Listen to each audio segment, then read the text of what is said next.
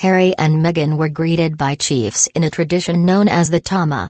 The crowd, slightly damp from the rain shower or a bit of blessing as the master of ceremonies put it, cheered and waved Union Jacks and Fijian flags as the couple arrived. The Duke and Duchess of Sussex were presented with the gifts as they watched a ceremony in Albert Park in capital Suva as their marathon Commonwealth tour continued.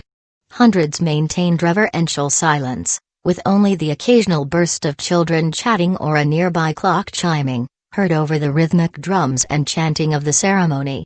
Harry and Meghan sat on a stage as he was given the whale's tooth, a sign of wealth, in the Vakasabu, before he were given kava, a drink made from a mashed plant root and the Yakonavika.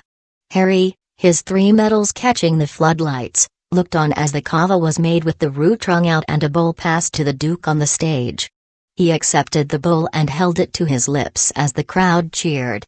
Prince Harry took a sip of traditional drink kava and was offered a roast pig and a whale's tooth as he was officially welcomed to Fiji with his wife. Dozens of people from the village of Naklo took to the Albert Park turf to perform for the Duke and Duchess. The area is known for its strong links to the armed forces. The couple sat on a raised dais with everyone seated below them as a mark of respect.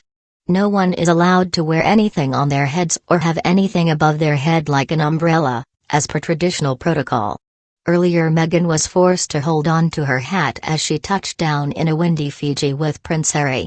The Duke and Duchess of Sussex were given a guard of honor as they disembarked the royal jet, but the blustery conditions saw the red carpet blown around as officials struggled to keep hold of it.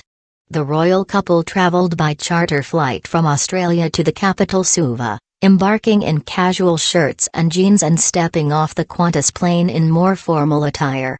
Meghan wore a dress by Australian label Zimmermann, a Stephen Jones hat, earrings which were a gift from the Queen, worn in Chester at their recent joint engagement there, and a bracelet which was a gift from the Prince of Wales. The Duchess was presented with a bouquet of flowers by a flower girl from the chiefly island of Ba, the island home of Ratu Apinsiakeka Ba, who ceded Fiji to Britain in 1874. Queen previously visited Ba in 1982, before Prince Harry made his way to a dais on the runway. Prince Harry and Meghan observed a royal salute. Meghan positioned a few meters behind him with a welcome party, as the national anthem was played and the red carpets on the tarmac blew off in the wind.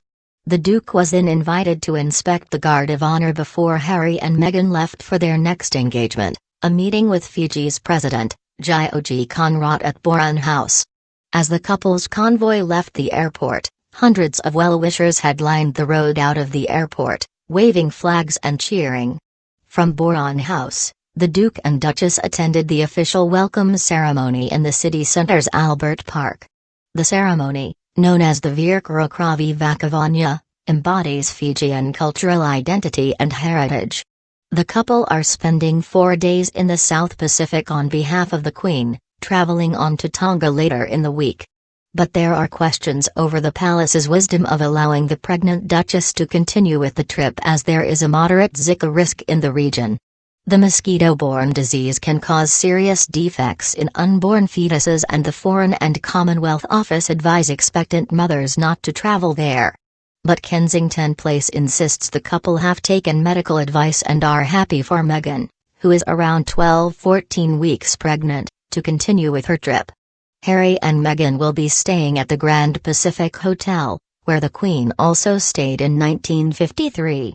Since then Fiji has hosted a number of royal visits, including 5 from the Queen and 3 from Prince Charles. On Wednesday, His Royal Highness will lay a wreath at the Fiji War Memorial and meet a number of Fijian war veterans, some of whom served with the British Armed Forces. The royal couple will then visit the University of the South Pacific campus in Suva. From here, their program will split. The Duke will travel to Kolo Isuva Forest Park and the Duchess to the British High Commissioner's residence, before she heads to Suva Market.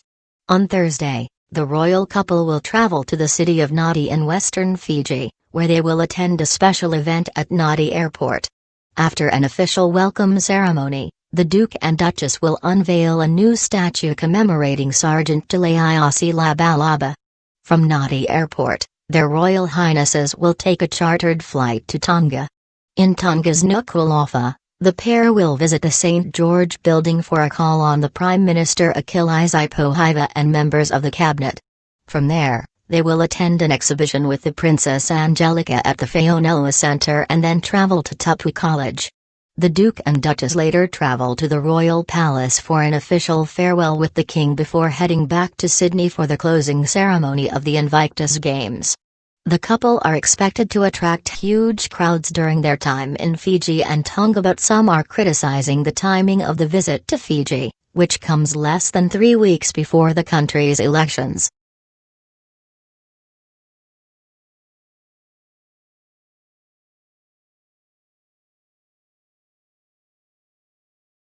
Please like, comment and subscribe to channel.